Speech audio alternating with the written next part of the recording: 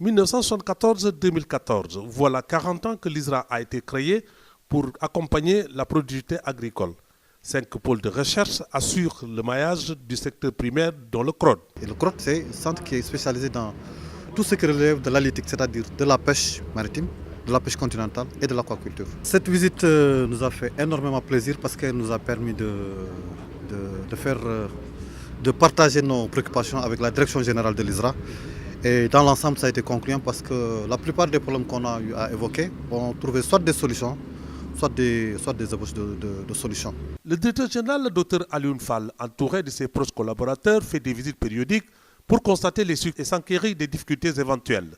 Sur le bateau Itaf Dem, après la visite. L'ISRA a connu, depuis sa création en 1974, 3 règlements d'établissement.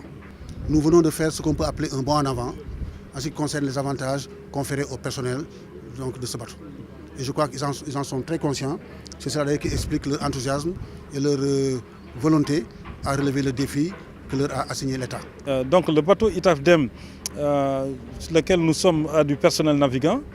Et ce personnel a des conditions assez spécifiques de travail. Il faut les considérer et les étudier pour permettre aussi de leur permettre d'être dans les meilleures conditions de travail. Nous venons juste de signer la convention avec les travailleurs qui sont sur ce bateau.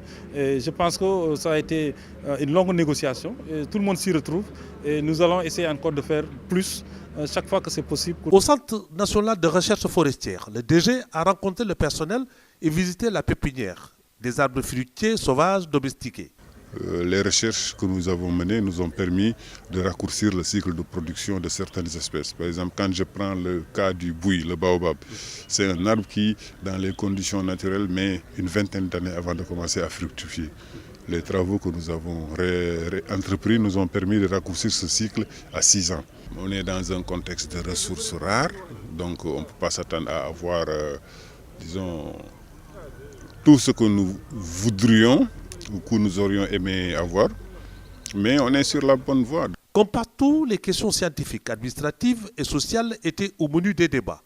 Au niveau du laboratoire national de productivité végétale, Dr Yasser réagit. Il a rencontré le personnel, c'est quelque chose que nous saluons. Je pense que le personnel est très content. L'idée de cette visite, c'est d'abord de voir l'état d'avancement de nos réalisations, donc au niveau de la recherche, mais également voir l'état de ce partenariat. Partenariat pour la recherche, partenariat public-privé, partenariat avec les producteurs.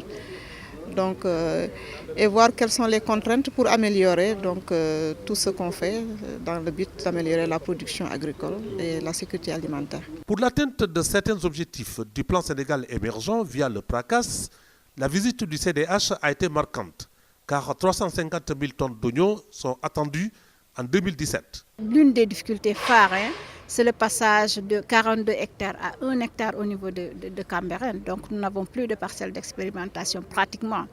Nous avons moins de 3000 m² sur lesquels nous faisons nos expérimentations ici à Cambérène. Donc nous avons fait le tour des problèmes de personnel, des problèmes techniques, des problèmes scientifiques. Et voilà, nous lui avons exposé tous ces problèmes. Le CDH est le centre qui est au centre véritablement de cette grappe de croissance qui devrait permettre le décollage de l'horticulture. Et c'est ce qui s'est passé en fait. Parce que le CDH a été pourvoyeur, si vous voulez, d'innovation technologique depuis très très longtemps. Et ce que nous essayons de faire actuellement, c'est que le CDH joue le même rôle dans le cadre aussi bien du PRACAS, avec la reconstitution du capital semencier, notamment d'ailleurs la production des 350 000 tonnes d'oignons, et dans le cadre du plan Sénégal émergent. Parce que nous savons que dans le plan Sénégal émergent, il y a un important aspect sur le maraîchage, notamment même un projet phare qui s'occupe de ces questions à travers des aménagements hydro-agricoles, notamment 150 à 200 micro-projets qui doivent permettre à des jeunes de s'installer. Donc si on regarde un peu tous les profils dont nous avons besoin ici au CDH pour nous permettre de prendre en charge ces problématiques au niveau du PRACAS et du plan Sénégal émergent, véritablement nous sommes en train en tout cas de prendre le problème à bras le corps pour permettre au CDH de rayonner. Mais maintenant, Reste au CDH maintenant de développer les programmes qui entrent un peu en droite ligne avec le développement agricole, comme en tout cas c'est bien décrit dans le plan Sénégal émergent. L'éradication de certaines épizooties et la fourniture de vaccins viraux et bactériens en Afrique et ailleurs ont placé le Laboratoire national d'élevage et de recherche vétérinaire au rang des labos de référence reconnus par l'OIE.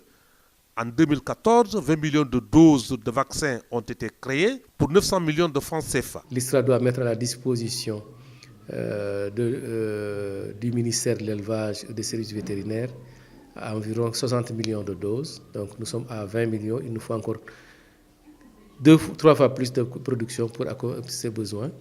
Et donc nous avons, avec ce souci que nous avons, cette ambition que nous avons de moderniser l'unité, de pouvoir arriver à cet objectif de permettre au service vétérinaire de vacciner 80% du cheptel et contrôler les principales maladies qui sévissent actuellement dans la région.